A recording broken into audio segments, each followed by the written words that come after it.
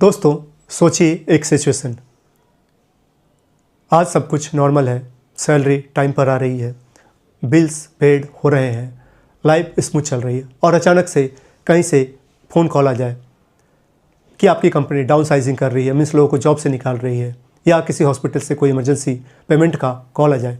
तो मन में एक ही सवाल उठता है कि पैसा कहाँ से आएगा, और इसका जवाब है इमरजेंसी फ़ंड। क्या होता है इमरजेंसी फ़ंड? इमरजेंसी फ़ंड का मतलब है जो इमरजेंसी में काम आए, ऐसा पैसा जो इमरजेंसी के लिए रिजर्व हो।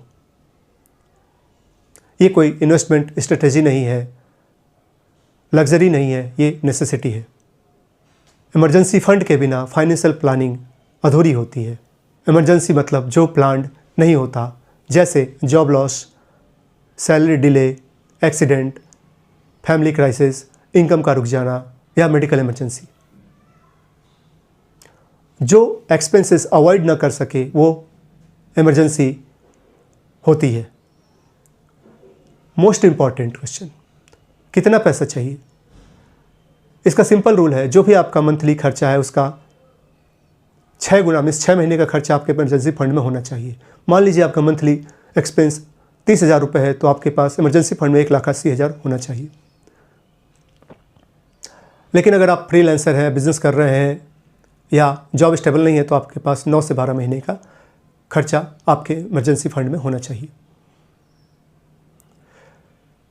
वैसे क्यों इग्नोर करते हैं लोग इमरजेंसी फंड? उनके कॉमन एक्सक्यूज होते हैं, अभी मैं जवान हूँ, मेरे पास पैसा सेव नहीं होता, क्रेडिट कार्ड है, शेयर्स बेच दूंगा। लेकिन सच्चाई ये है कि इमरजेंसी हमेशा गलत समय पर आती है, जब ऐसा कुछ काम नहीं आता है।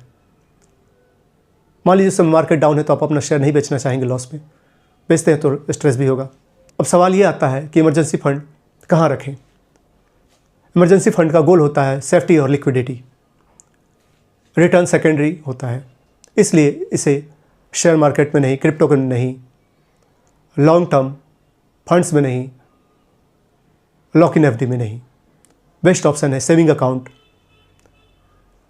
शॉर्ट टर्म एफडी या लिक्विड फंड, जो इंस्टेंटली विड्रॉ हो सके।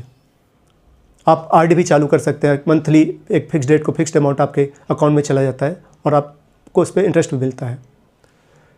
कैसे स्टार्ट करें इमरजेंसी फंड?